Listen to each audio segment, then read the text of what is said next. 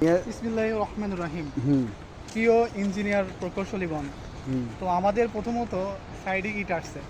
তো আমরা যখন ইট রিসিভ করব এবং আমাদের কনস্ট্রাকশন সাইডে যখন ইটের গুণাগুণ মান ঠিক রাখার জন্য আমাদের ইটের যেগুলো প্রাথমিক যে লক্ষণীয় বিষয়গুলো আমাদের ফলো রাখতে হবে, সেগুলো প্রথমে দেখতে হবে যে ইটের কালারটা কীরকম আছে। হ্যাঁ, তো ইটের কালার সবসময় ভালো, ইটের সবসময় কি তালব্য রঙের হবে, তালব্য রান রঙের। এবং একটা ইটে আর একটা ইটে যখন আমরা একটা শব্দ করব তখন এই যে টং টং শব্দ হচ্ছে, এটা আমরা বুঝতে পারছি ইটটা অনেকটা ভালো আছে। আচ্ছা, এটা কিন্তু ইটের ভালো গুণ না, আরও কিছু এর মধ্যে গুণাগুণ আছে। তো একটা ইটের আদর্শ কিন্তু একটা মাপ আছে। তো এখন আমরা মাপটাই দেখবো, সে মাপটা আছে কিনা। তো ঠিক আছে, দেখি আমরা মাপটা।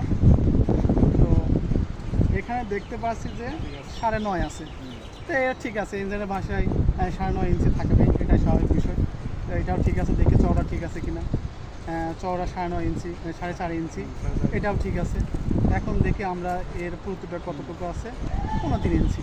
তাহলে আমরা দেখতে পাচ্ছি যে এটার এটা মাপ ঠিক আছে, 9.5, 4.5, 3.5। আচ্ছা, তাহলে এখন আমরা আরেকটা বিষয় দেখি যে এটার একটা প্রাথমিক যে ইঞ্জিনিয়ারিং ভাষায় টি পরীক্ষা। তো আমরা এখন এই টি পরীক্ষাই করবো। দেখা যাক ইটের আমরা তো ইঞ্জিনিয়ারিং ভাষায় বলা হয় বুকের উচ্চতা থেকে, ঠিক আছে, বুকের উচ্চতা থেকে ইট থেকে সুন্দরভাবে ফেলে দেবো যে ইটটা থেকে কী অবস্থা, ঠিক আছে। তো ইটটা অনেক সময় এটা ভেঙে যায়, প্রত্যেকটা ইটে এভাবে ভেঙে যায়, খুব কম সংখ্যক ইট দেখা যায় ভাঙা।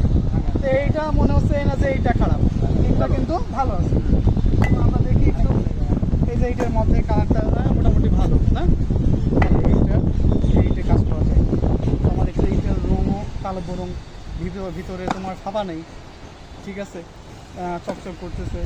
আর একটা তোমার হাতের স্যার, আমাদের স্যার উনি প্রথম ইনফ্লুয়েন্সার, উনি আমাদের আরেকটা দেখা যায় কী অবস্থা ফলাফল পায়। আমরা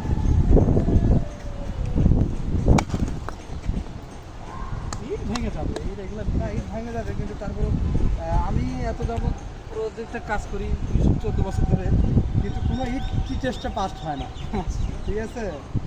দেখা গেছে যে কিছু কিছু ক্ষেত্রে পাস হয়, সেগুলো অনেক ভালো মানের ইট, এগুলো অনেক ভালো ইট।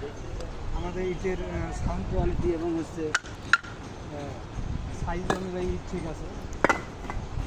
ধন্যবাদ। আপনারাও প্রজেক্টে যখন ইট আসবে এভাবে টেস্ট করে নেবেন এবং সেভাবে কাজ করবেন। ধন্যবাদ। আসসালামু আলাইকুম।